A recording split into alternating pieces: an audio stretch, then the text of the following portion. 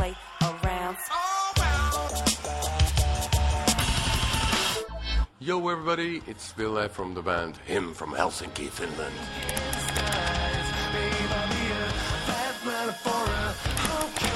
You know, it's more, I wouldn't say it's more light-hearted, but let's say that it's a lighter shade of black on this one.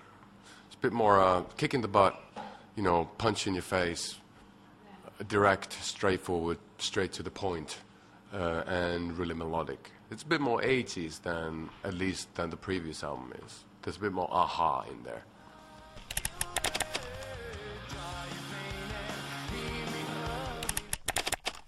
Well, I think the basic reason is that, you know, we have a keyboard player in the band, so why not utilize his talents?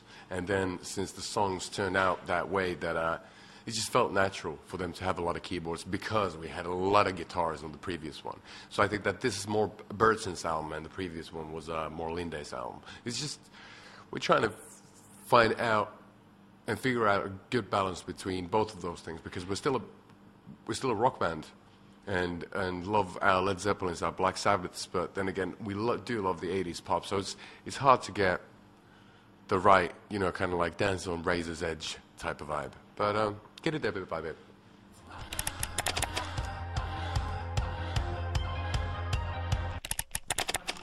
Well, back in Finland, we don't really celebrate Valentine's Day that much. But what is special to me about Valentine's and Halloween is the fact that they're internationally well-known days, and everybody remembers when they are.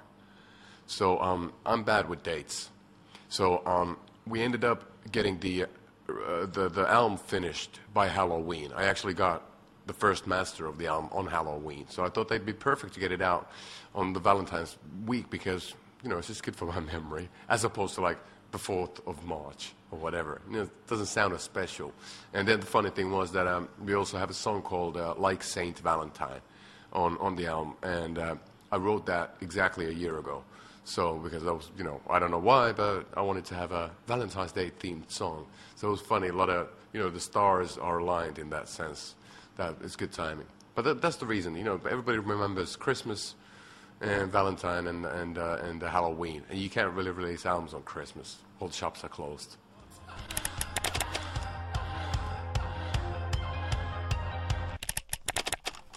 Love is magic.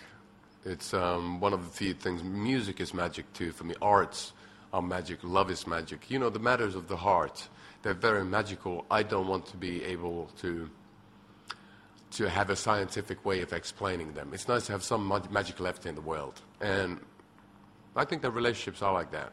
You know, you never know what's around the corner, and you never know when you meet somebody who you fall for, how it changes your life. It's miraculous and magical when it happens. So, it's, you know, theoretically, love would be something life-changing. Practically, I don't know.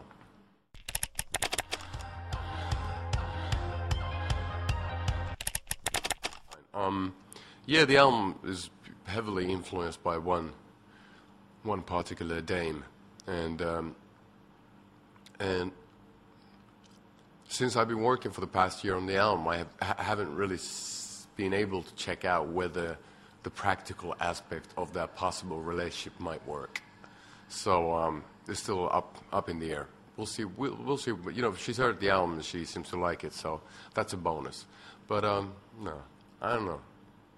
You know, she was my muse for the album, and highly influential for me in writing the songs. So I'm ever grateful for that. But and in that sense, it doesn't really matter whether we're going to be living happily, you know, together ever after. That's not necessarily the point. I'm just very glad that she gave me a bit of light at the end of a tunnel, a bit of hope in amongst all the darkness.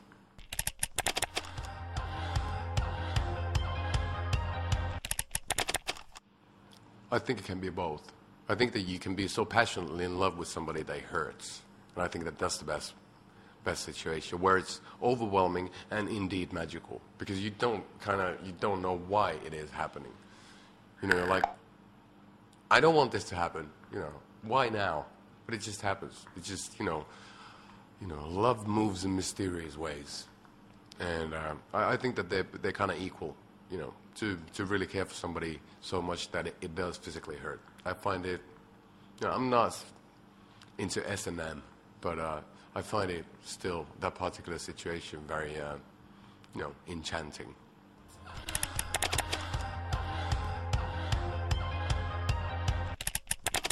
Oh yeah, I did back in the day. My dad owns a sex shop in Helsinki, so when I was about 17, I had to pay my rent somehow, so I ended up working there part time.